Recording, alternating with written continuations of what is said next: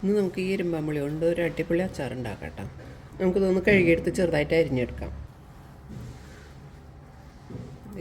ഇതേപോലെ ഞെട്ടിയൊക്കെ പൊട്ടിച്ച് കളഞ്ഞു ഈ പൂവൊന്നും ഇല്ലാണ്ട് പൊട്ടിച്ചെടുക്കാം.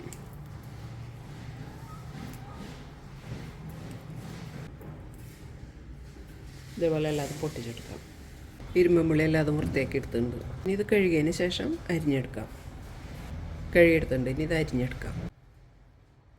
ഞെട്ടിക്കളയാം.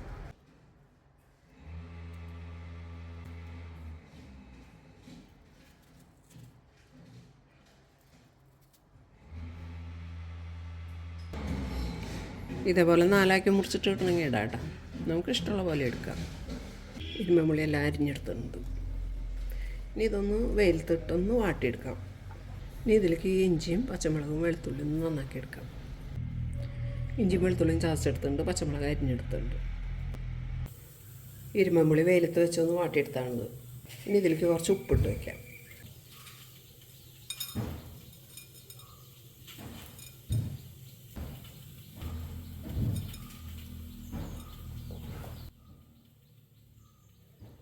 കുടഞ്ഞെടുക്കാം.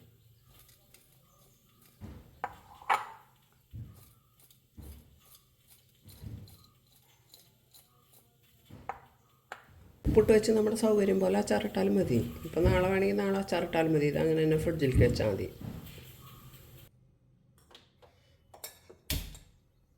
വെളിച്ചെണ്ണ ഒഴിക്കാം. ഞാൻ വെളിച്ചെണ്ണ കൊണ്ടാണ് ഉണ്ടാക്കണം കേട്ടോ. വെളിച്ചെണ്ണ ചൂടായിട്ടുണ്ട്. കടുകിടാം.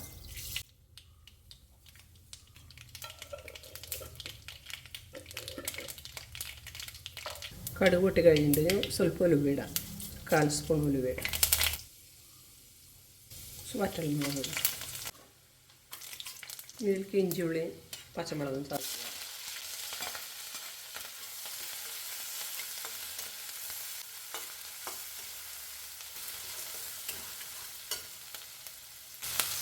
രണ്ട് കറിവേപ്പില ഇടാം.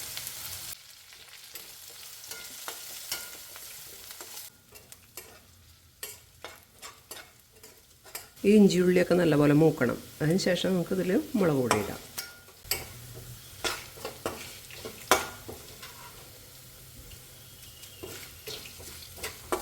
ഒന്നുകൂടി ഒന്ന് ചോപ്പായിക്കോട്ടെ കേട്ടോ. ഇനി മുളക് പൊടി ഇടാം. 1.5 ടേബിൾ സ്പൂൺ മുളക് പൊടി ഇട്ടാൽ മതിയിട്ടാ.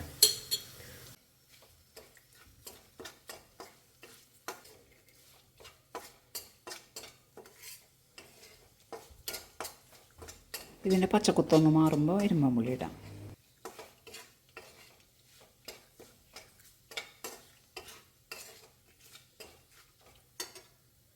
ഇനി ഇതിലേക്ക് ഇരുമ്പുള്ളി ഇടാം.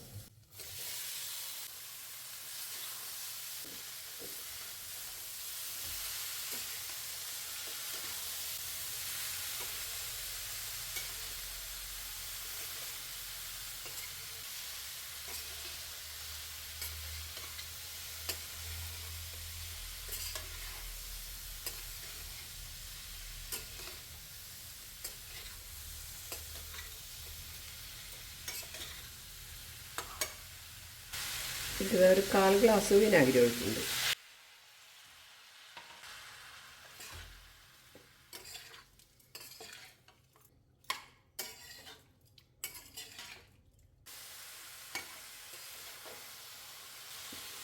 ഇതൊന്ന് തിളച്ച് കഴിഞ്ഞാൽ അത് ഓഫ് ചെയ്യാം.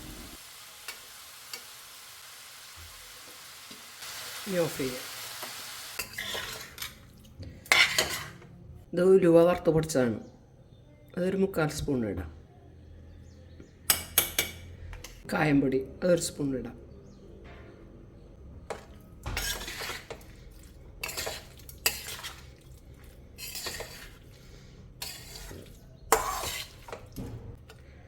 രണ്ട് ദിവസം ഇരിക്കുമ്പോൾ അത് ചാറൊക്കെ ഇറങ്ങി നല്ല ടേസ്റ്റ് ആവും.